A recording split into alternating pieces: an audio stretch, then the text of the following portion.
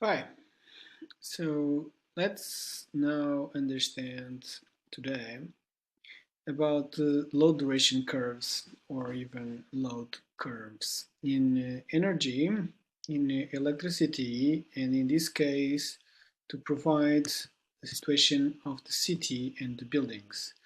Uh, the principle of the load duration curve is not difficult.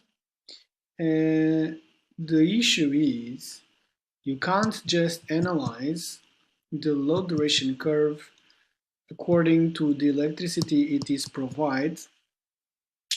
Uh, you can make the calculations, but what is going to say to you sometimes is not an entirely requirement accuracy of what we really need. We need always several types of input, and that's why we need to calculate it a little bit.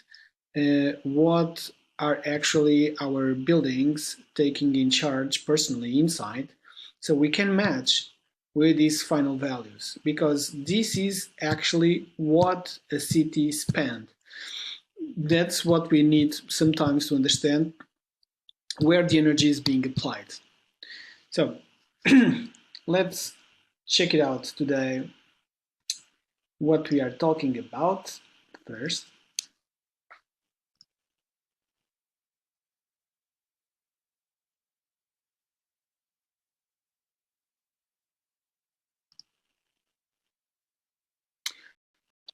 And that's it.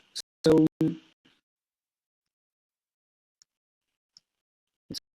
this, now it's bigger. So principle of load duration curve starts with the load curve itself, and normally we can study it for for the year, for the month, for the day, and even for the hour. The principle is we have the load curve that actually is determined on a timeline, and load duration curve is based on the load duration. In the load curve, this is wrong. It's not LD, sorry, it's load curve.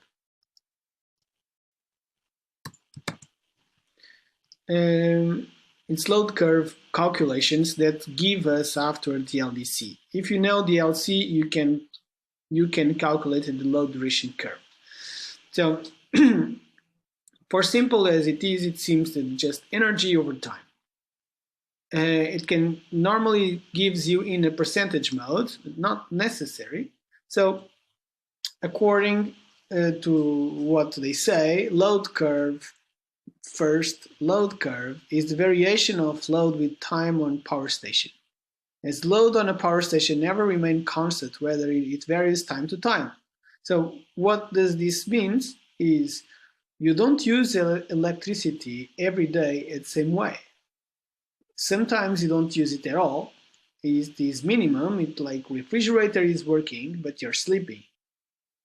So sometimes you're doing everything. You're cooking, you're watching TV, or whatever. You use a lot, or even heating. These variations in load is plotted on half-hourly or hourly basis on a whole day. When it is a daily load curve, the curve thus obtained is known as daily load curve. Not necessary always. We can measure over a year. This is the common default. Okay, so this is by default. Now the load duration curve is a plot of load versus time duration. So it's not about the timeline, but the duration of that time, which that load was persisting. Load duration curve is obtained from daily load curve as shown in the figure below. We will see. Is used in electric power generation to illustrate the relationship between generating capacity requirements and capacity of utilization. Okay? Why is this important? It's because sometimes we are measuring everything in our society, and everything is theory. We don't actually know very well. Sometimes we are deceived about the calculations methods. So what we do an extrapolation game. We basically check actually what is being spent, because it also helps us to see, wait, maybe why are we spending so much energy? Something is being lost. Something there's a problem. Sometimes there's a reactive action between the power plant and the supplier. We might be losing a lot of energy somewhere. Sometimes nobody is stealing. It's not that. It's normal to lose energy if we don't take measures to keep it on. Between the power plant and the city, we often lose a lot of energy until get into the city. It is normal. We get it to the earth. We get it to the ground. That's why we don't use yet electricity in Wi-Fi mode, because we lose it in between the space. If we try to send it, there's lots of losses. So the cable, of course, retains much more. More distance, more losses. That's simple as that. So normally it's good to have power plants near the city so the energy can be more sustainable. Less losses. So when we calculated this load curve, we will understand that it will give us a spot in a moment that at that moment we need a lot of energy, and another moment we don't need so much. This is why sometimes some power plants like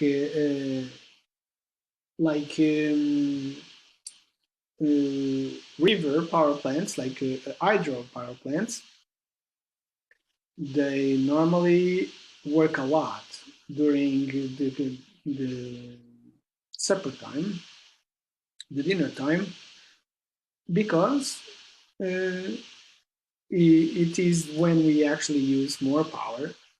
All families are together at dinner, and therefore everybody is spending a lot of energy, and the power plants will of course work very, very much.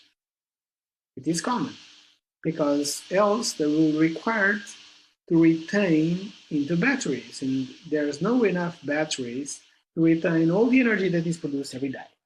So this is something that sometimes we need to work out. Okay, we have a supplier like photovoltaic, and what do? We can't retain everything. So basically we are earning a lot of energy, but where is it being applied? Well, there's nothing to be applied because nobody is using it. We are just producing for nothing. This is something that is very important. When you measure something to the city, you need to know that the minimum supply, at least when there's sun, for example, for hydro, for windmills, wind power plants, or water power plants, they will require minimums of energy to operate, else they will just produce energy that is not necessary. Now, let's understand graphically what we are talking about so we can have also an idea.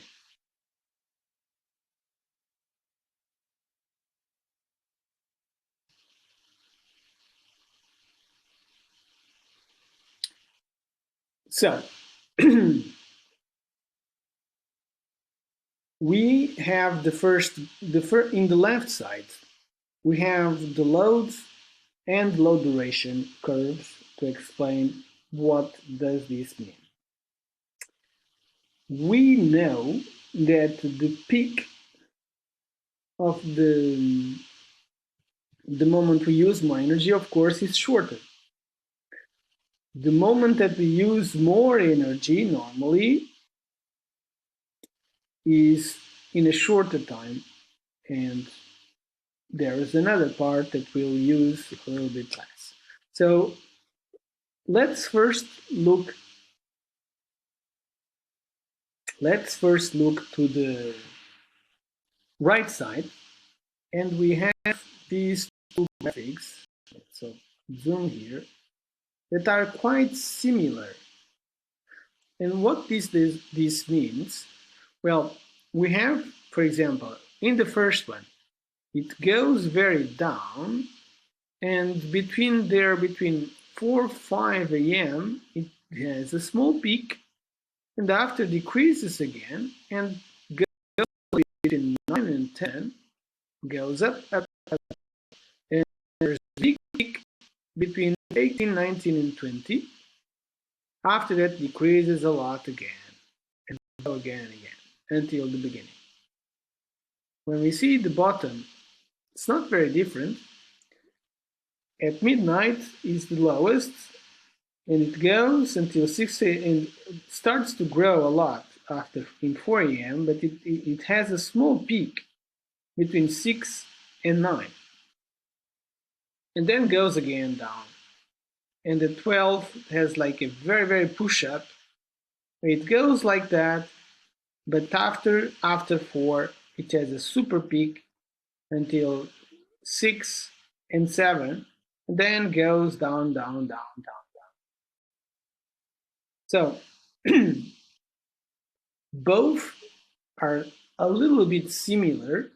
They are not accurate in a specific, for a specific region here. This is the example. But we know in this case that something starts to work a lot at 5 a.m. and in the other place starts to work a lot between 6 and 8. The afternoons normally are also quite busy, and the peak is at 6 o'clock. In one another, well, they started to boost at between 4 and 5, and after they have a super boost between 19 and 20.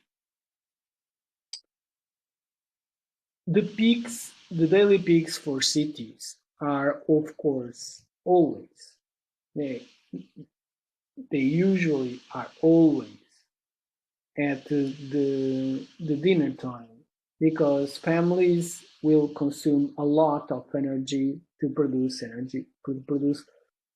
what they want, such as dinner and other stuff. They will produce a lot of energy for sure. It's also, they need more light, so they have light bulbs and so on and so on. So they will use it, and normally it's where they consume more heating for sure. So after that, it starts to decrease. They go to rest, they go to sleep, something, and the day starts all over again, and so on and so on and so on. This is how the day works, and this is the load curve, not the load duration curve yet. So we will know, actually, the load duration curve by this principle. So let's see the graphic downstairs. It's easier to understand by blocks. When we see in the left side, let me open this a little bit more to not be confused with the upper one. So starting at 0, midnight, in this case, we have only 5 megawatts being used between this block of 4 hours. But between 4 and 8, we pass until 15. Then we pass between 8 to 16, we use 20 hours. And after 16, we go back again to 5. If you ask me directly, these previous ones were related to households or cities with households. And these ones are directly related with industry or cities that have less households and more office and industries. It is normal because we can see daily work. There's no dinner, it just stopped. So in this case, I would say either it's in the CBD area, either it's cities that actually don't have so much households, but they have, for example, they live in the suburbs, or after that, or else it's like the CBD area that basically doesn't have so much households either? Or is it target only for services? So when we look to this, we know that 12 hours use 5 megawatts. After we know that 4 hours use 15 and 20 use, basically they use 8. So we know that 20 use 8, 15 will use 4, but you have to add those other 8 from 20, and the 5 will use 12 plus. So that's why the 5 has the longer. It has always the longer. It's normally because when it's 5, also it's 5 in here. 15 also uses the 20 part. 20 is the alone. Doesn't use the other ones. It's already there. So that's basically what happens with load duration curve. Let's check another way of explaining. This is the power demand and this is the time. So we have the beginning of the night and the morning, which is intermediate. And then there is a small down after during the morning, and after starts to increase and reaches the peak, which is the dinner time, and goes low, low, low again. This peak is shorter, so this is the peak in this time. It's a very small time. The rest, well, the rest is like it is here. It's not part of a big time. This is a different way to show this one because this is dynamic. It is exactly the same principle. Here is a very short time. It will be like here a little bit. And the other ones, well, there's this. It's also very short. It's not represented here. There's only this example. And it starts to decrease, decrease, decrease, but there's a little bit stability there, and there it is. And then it goes.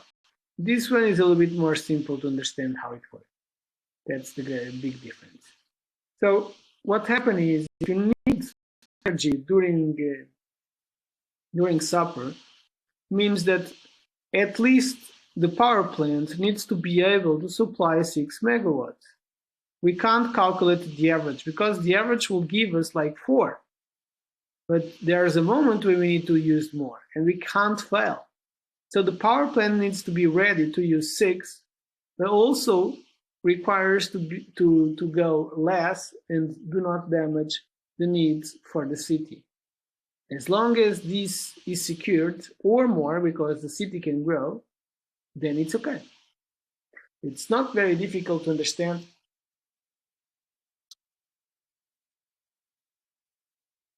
It's not very difficult to understand the whole principle of this. Now, you can know basically what is the total amount of energy it's necessary for the city, because you know how does it produce per hour. You know how much the city needs, but you need to know how does it distribute around the hours of the day, and you need to know how much the biggest amount and the lowest amount actually required in terms of time for the day.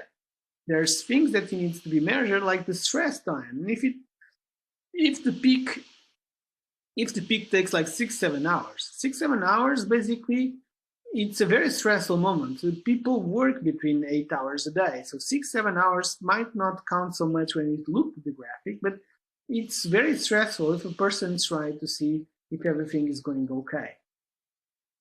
If it is very low at the time, then you might not be occupying the power plant when it's returning energy too. In our case that we saw here, it's not a big problem for the sun because the sun gives on a day, and we saw here that the energy is more consumed in day than it is at night. So it's not the big problem if we use sun, like photovoltaic systems, to this kind of processes.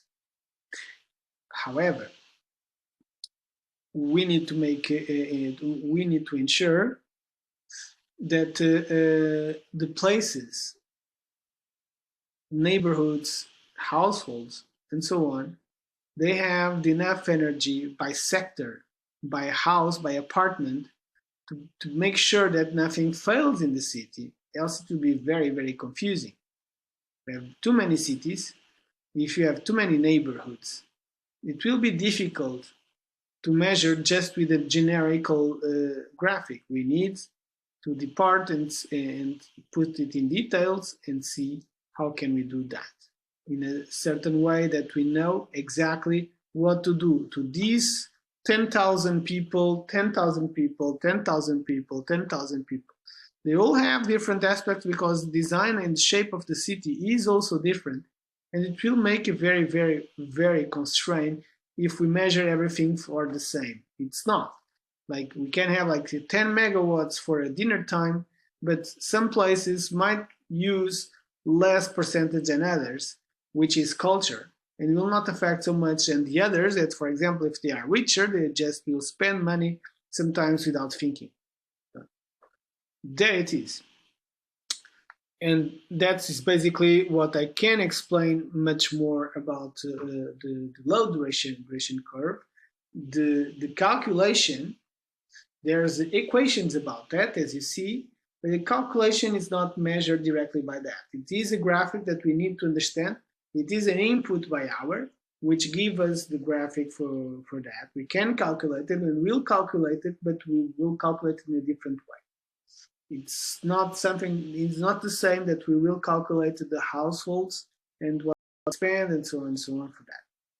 Okay?